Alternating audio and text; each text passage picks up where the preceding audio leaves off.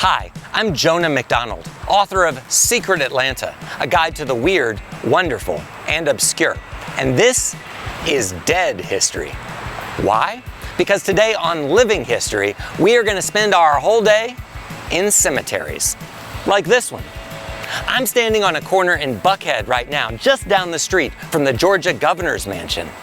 This is the Harmony Grove Cemetery, and until recently, the gravestones were knocked over and the whole thing was hidden by ivy and invasive plants. But today, it's a green space where you can commune with nature, or maybe even the dead, and you can learn some history. So today, we are going to go to cemeteries all over Atlanta, not necessarily looking for the stories of the people that are buried there, but rather what these cemeteries tell us about Atlanta's choices when it comes to development, historical preservation, and what stories are remembered and which stories are forgotten. So come on with me, and I'll even end with a ghost story. Let's go see the city through the eyes of the dead.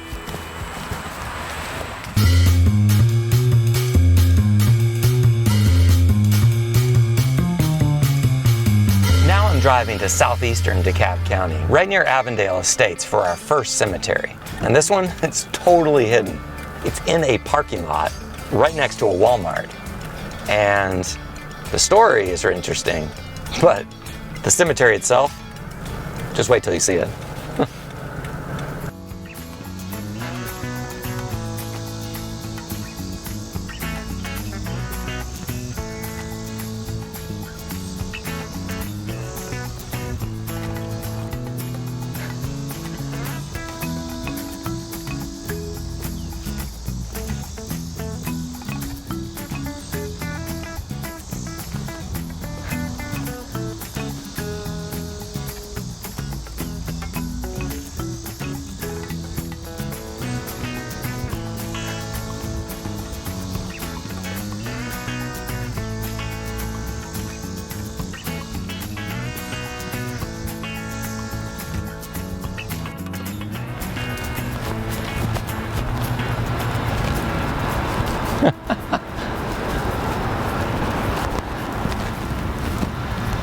So the family has given me permission to go up on the top. That's where the graves are.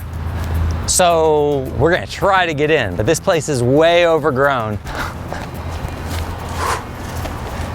It's way more overgrown than last time I was here.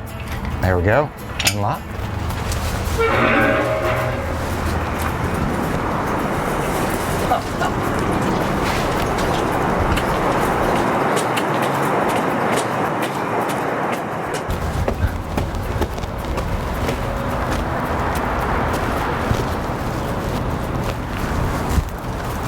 Okay, so we're 20 feet off the ground in this kind of creepy tower structure, but there are graves right over here. Now I can tell you the story of how they got to be in this place. Come on.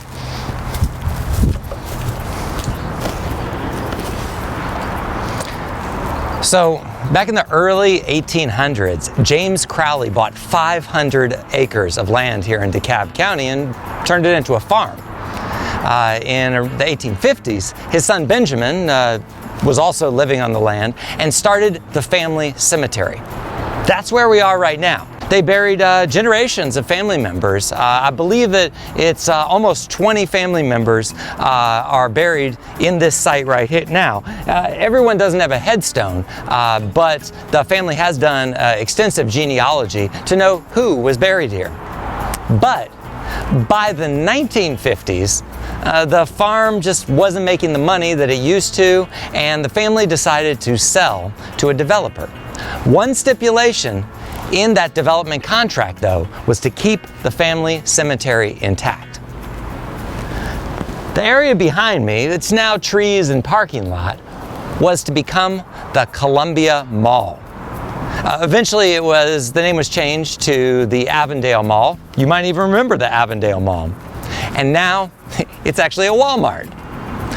But when the Columbia Mall was being built, they needed a big flat parking lot. And in the middle of where they wanted the parking lot to be, there was a hill. On top of the hill, a cemetery.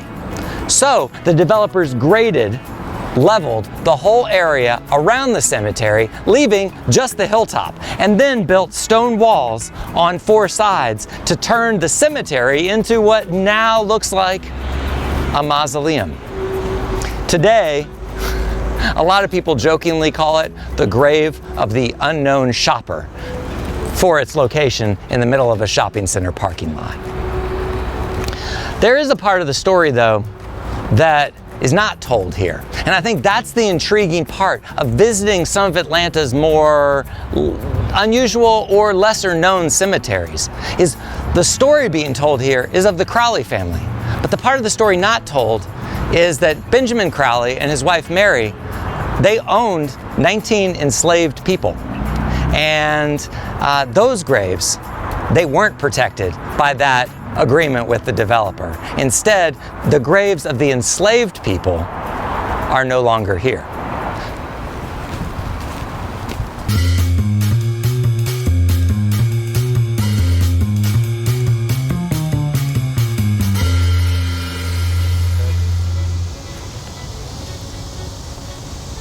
This is the Sylvester Cemetery.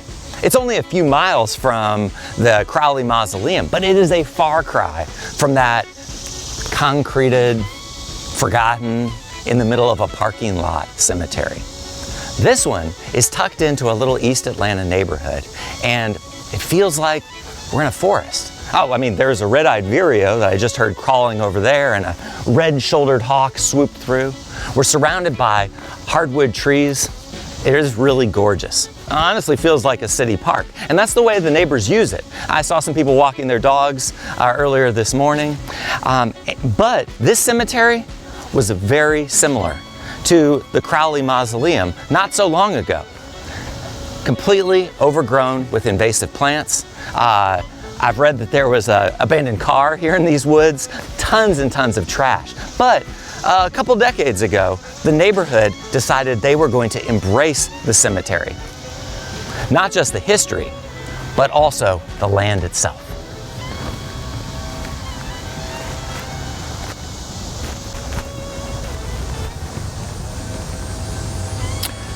This cemetery is 11 acres of land, and it was originally owned by the Terry family. But when they sold part of their land, including the place where they had been burying their family members, to a small church, they asked that the cemetery be named for one of their sons, Sylvester Terry. And that's why it has the name Sylvester Cemetery today. There are over 1,500 people buried in this little neighborhood cemetery, and I love the fact that because of the work of historic preservationists and neighborhood volunteers, now the history of this site and the opportunity to walk and stroll in it almost as if you're in a park is now available to everyone. What did it take to restore this cemetery? Well, it took storytelling. Who were the people buried here? And it also took a lot of labor because grave markers were knocked over. They were completely overgrown by ivy and privet. And now, now we're going to go visit one of the most famous grave sites in this cemetery, and I get to tell you a few more stories. Now, the grave I'm walking to is of John Carson, but he went by the nickname that he gave himself of Fiddlin' John Carson. And that tells you a lot of what you need to know about the guy. Fiddlin' John Carson was the first old-time country musician to be broadcast live on the radio. And he, on his very first recording, sold 500,000 records. Old-time country music is kind of the bridge between folk music and what we now know as modern country music. It was almost always played with a mandolin, a banjo, or a fiddle. And of course, Fiddlin' John Carson was a fiddler. He would show up at the Georgia Fiddlers Convention. Yes, that was a thing in the early 1900s. He would pull his fiddle out of a flour sack and then proceed to tell stories about his hard-scrabble life, working on the railroads, making moonshine, running from the revenuers. One time, he even brought his hound dog, who he named Old Trail, and he claimed that he had taught his dog to sing along with him, and the hound dog proceeded to howl while John played his music. He had a daughter who also began performing with him, one of the first female country musicians, and she went by the stage name Moonshine Kate. And so Fiddlin' John and Moonshine Kate would thrill their audiences, and they both became wildly famous. But, as you can probably guess, knowing that John Carson was a white man in the 1920s, there's a dark side to this story too. So John Carson was overtly a segregationist and a racist.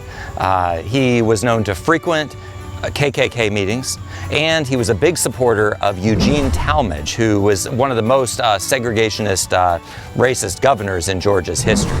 Not only was he a supporter, John Carson used his fame to help Talmadge get elected. He performed at several of Eugene Talmadge's rallies, which of course got the crowd excited to see a famous musician. So we know who this guy was as a musician. We also know who he was kind of as a human and a political figure. But Carson also wrote a song called The Ballad of Mary Fagan, which really fanned the flames of anti-Semitism in Georgia and is connected to one of the most tragic stories in Georgia history, the lynching of Leo Frank. Mary Fagan was a young woman who was working in the National Pencil Factory in Atlanta, and she was murdered.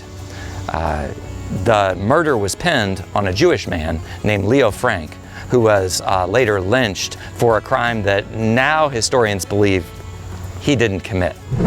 I'm not here to tell you that story today, but what I do want you to know is that without the restoration of this cemetery, then we may not be able to see the stories of Fiddlin' John Carson, the musician, or remember the stories of Mary Fagan and Leo Frank. So what I challenge you to do is to find the stories in the cemetery close to you. Maybe visit this cemetery, listen to some of Fiddlin' John Carson's music, and read the story of Leo Frank. And now we're going to go to another cemetery, one that historians are also trying to rehab, like they have done this one. But the Mount Olive Cemetery, where I'm headed now, is an African American burial ground. So come on with me, let's go.